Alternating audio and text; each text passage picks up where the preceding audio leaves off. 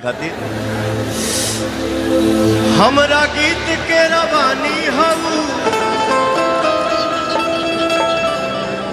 हम गाने में गावा नहीं बोलब ना बोलब तो फालतू ढेर बोलते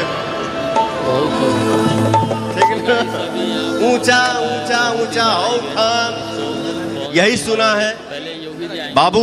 आप लोगन के भी हम बता दी, आम जब फल देला ना झुक जाता है। क्या बात है, मजा आ गया। आम जब फल देता है तो झुक जाता है, वो कभी नहीं बोलेगा कि मैं बड़ा हूं, वो ऐसे हो जाएगी। लेकिन गढ़ा में ऋण जौन होला ना, ऋण का काला तो नहीं देने रे, वो ऋण काला होलरी में भर के जरा दिया ला, एक डढ़िया में 10 को फरी ऐसे हो जाए।